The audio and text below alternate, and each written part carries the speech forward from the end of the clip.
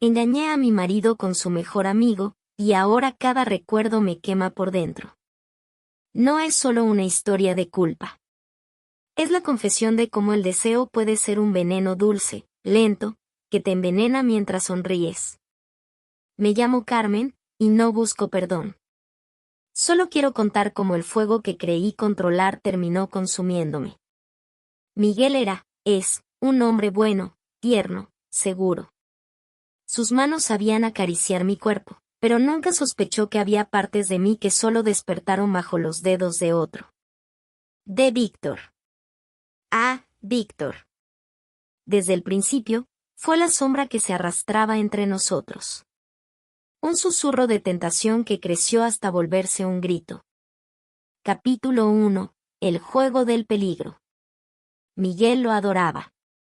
Es mi hermano, decía con esa sonrisa amplia y confiada que tanto amaba, y yo asentía mientras notaba cómo mi pulso se aceleraba cada vez que Víctor cruzaba el umbral de nuestra casa.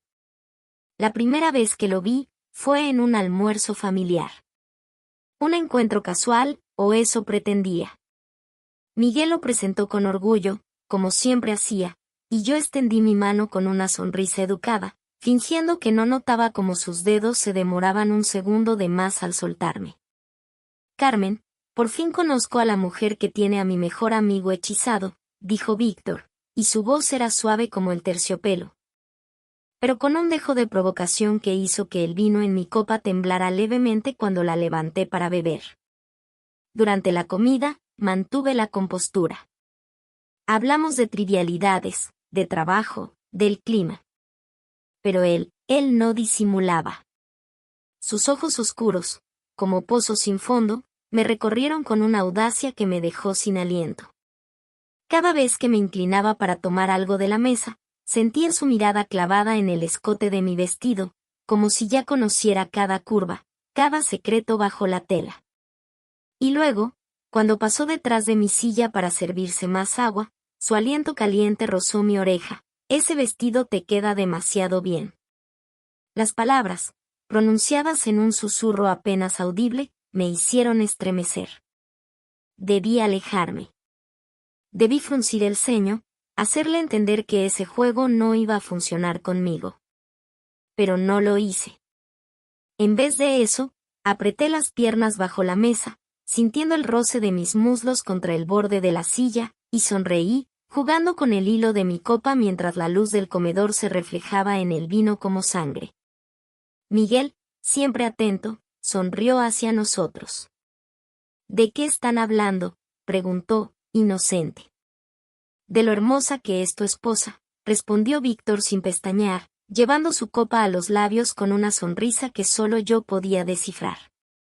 Miguel rió, encantado, como si fuera un cumplido inocente. Y yo, sentada entre los dos, con el corazón latiendo tan fuerte que temía que todos lo escucharan, supe en ese instante que estaba perdida. Porque lo más peligroso no era el deseo en los ojos de Víctor. Era lo mucho que yo lo disfrutaba. Capítulo 2. El arte de la tentación. Los días se convirtieron en un juego peligroso, una coreografía de miradas y contactos prohibidos que me hacían sentir más viva que nunca. Empecé a vivir para esos momentos robados, esos segundos en los que el mundo se reducía a la electricidad que saltaba entre la piel de Víctor y la mía. Cuando Miguel no miraba, Víctor lo hacía. Sus ojos oscuros, cargados de una intensidad que me quemaba, seguían cada uno de mis movimientos con una atención que me volvía loca. Observaba cómo mis labios se humedecían al dar un sorbo al vino, cómo la seda de mi blusa se pegaba a mi cuerpo cuando hacía calor, como la falda se levantaba unos centímetros de más al cruzar las piernas. Y yo lo dejaba. Dios, cómo lo dejaba. Me volví adicta a ese juego, a la adrenalina que recorría mi cuerpo cada vez que nuestros ojos se encontraban en medio de una conversación trivial. Comencé a vestirme para él, a elegir con cuidado cada detalle de mi apariencia. Usaba lencería de encaje negro que sabía que nunca vería, pero que me hacía sentir poderosa, como si llevara un secreto ardiente bajo la ropa. Me perfumaba con ese aroma sensual y embriagador que solo él parecía notar, y que hacía que se inclinara imperceptiblemente hacia mí cada vez que pasaba a mi lado.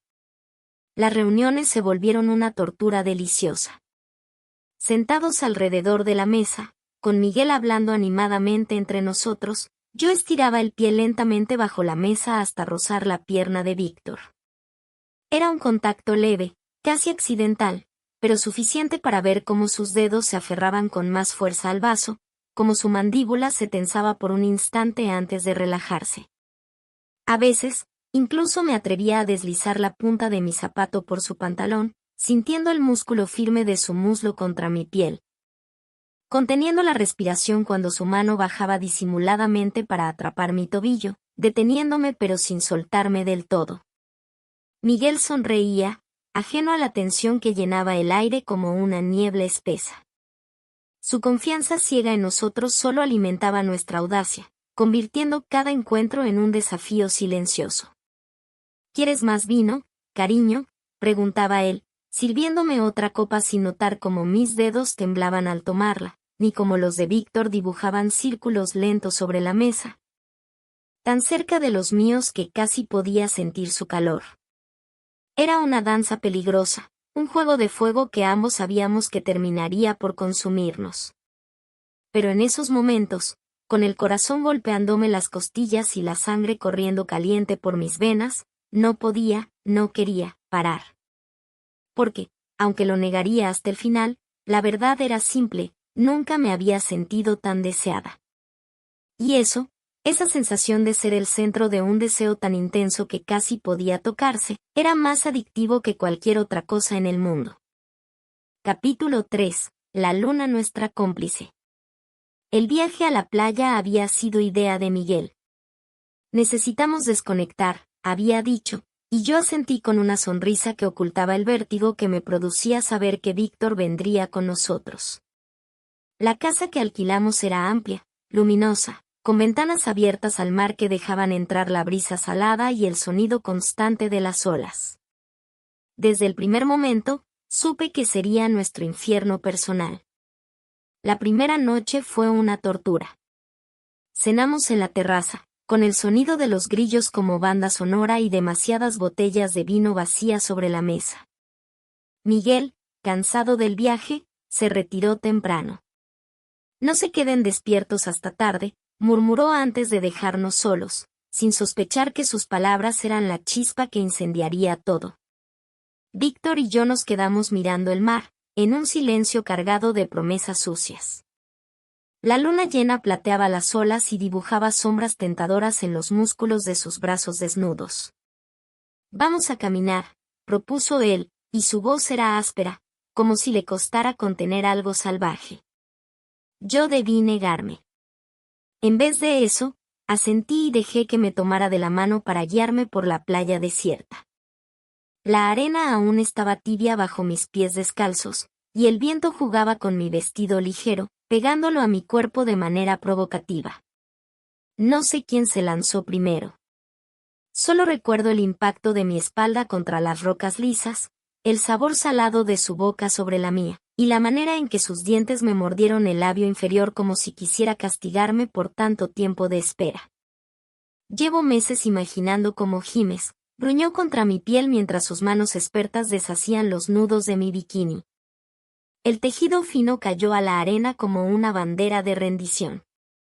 No hubo ternura en su tacto, solo urgencia y posesión. Sus dedos me marcaron, sus labios me reclamaron, y yo me entregué con una ferocidad que no sabía que tenía. Las olas rompían contra la orilla, ahogando mis gemidos, pero nada podía silenciar el crujido de la arena bajo nuestros cuerpos, ni el sonido húmedo de nuestra piel al chocar.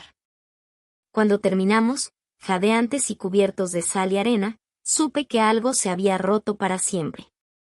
Víctor me miró con ojos oscuros, todavía hambrientos, y supe que esto no sería suficiente. Nunca lo sería. Regresamos a la casa en silencio, separados por una distancia que mentía. Miguel dormía profundamente cuando entré en nuestra habitación, inocente y ajeno al pecado que llevaba grabado en la piel. Me quedé despierta toda la noche, mirando el techo y repitiéndome que esto no volvería a pasar. Pero incluso entonces, con la culpa arañándome el pecho, sabía que estaba mintiendo. Capítulo 4. Pecado entre sábanas ajenas. La madrugada nos encontró aún despiertos, intoxicados de deseo y culpa. El regreso a la casa había sido un silencio pesado, roto solo por el crujir de la arena bajo nuestros pies y el sonido lejano de las olas que ahora parecían acosarnos. La puerta chirrió al abrirse, un sonido que me heló la sangre. Víctor puso un dedo sobre mis labios, sus ojos brillando con una mezcla de advertencia y excitación. Silencio, susurró, y el aliento caliente en mi piel hizo que me estremeciera. Nos movimos en la oscuridad como sombras, evitando los tablones que crujían, conteniendo la respiración al pasar frente a la habitación donde Miguel dormía profundamente. El corazón me latía tan fuerte que temía que el ruido lo despertara. La habitación de invitados olía a sal y a sol, a lino limpio y a algo indescriptiblemente masculino que era puramente Víctor. La luna entraba por la ventana sin cortinas, iluminando la cama donde nos derrumbamos como náufragos hambrientos. Esta vez no hubo prisa. Víctor me desvistió con una lentitud tortuosa, sus manos recorriendo cada centímetro de mi piel como si quisiera memorizarla. «Aquí no eres su esposa», murmuró mientras sus labios seguían el camino que Miguel había trazado horas antes, pero con una posesión que me hizo arquearme. «Aquí solo eres mía». Su boca fue un incendio que consumió toda razón. Cuando me inmovilizó contra el colchón, no hubo lugar para fingir resistencia. Cada beso, cada mordisco, cada marca que dejó en mi cuello y mis muslos fue una declaración de guerra contra mi matrimonio.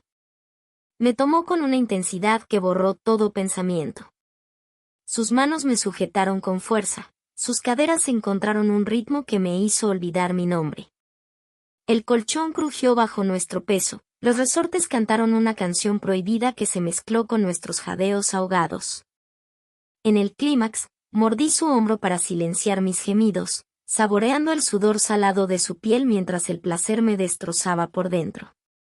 Víctor gruñó mi nombre como una maldición, sus dedos dejando moretones en mis caderas que durarían días.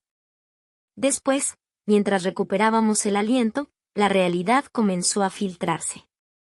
El reloj marcaba las 4:17 de la mañana, Miguel seguía durmiendo a pocos metros de distancia. Las sábanas arrugadas olían a sexo y mentiras. Víctor trazó círculos perezosos en mi espalda, pero yo ya me estaba alejando. «Carmen», comenzó a decir, pero me levanté bruscamente, recogiendo mi ropa del suelo con manos temblorosas. Cada prenda que me puse fue una armadura contra lo que acababa de suceder. Al salir de la habitación, no miré atrás. El pasillo me pareció interminable, cada paso hacia la habitación conyugal una condena. Miguel dormía de espaldas, su respiración tranquila y regular. Me deslicé en la cama con el cuidado de una criminal, sintiendo el peso de mi traición como un cuchillo en el pecho. Cuando el amanecer tiñó el cielo de rosa, seguía despierta, mirando el techo y sabiendo que nada volvería a ser igual. Cada marca en mi piel, cada moretón oculto bajo la ropa, era un clavo en el ataúd de mi matrimonio. Y lo peor de todo era que, incluso entonces, parte de mí ansiaba volver a la habitación de invitados. Capítulo final: el precio del placer. La confesión estalló en una tarde gris, entre el aroma a café frío y los platos del desayuno todavía sobre la mesa. No fue planeado. Una palabra llevó a otra, hasta que la verdad salió como un torrente imparable, arrastrando consigo los últimos fragmentos de nuestro matrimonio. Miguel no gritó.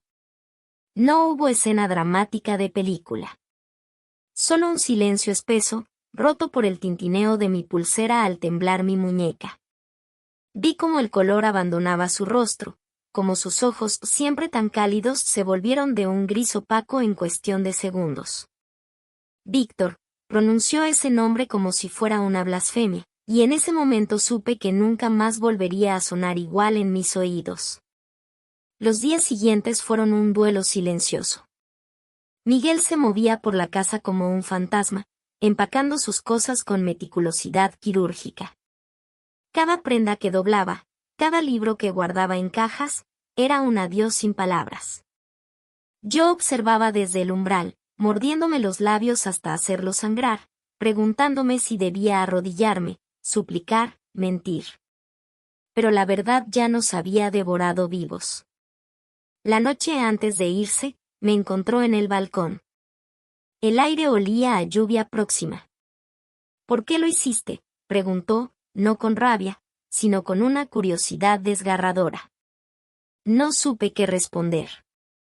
¿Cómo explicar que a veces el corazón es un traidor que late más fuerte por las cosas que nos destruyen? Ahora las noches son largas y frías. Nuestra cama y mi cama ya es demasiado grande. A veces, en los peores momentos, cuando el remordimiento me da un respiro, mis dedos encuentran su camino bajo las sábanas, recorriendo mi piel mientras recuerdo manos ajenas que me marcaron mejor que cualquier anillo de bodas.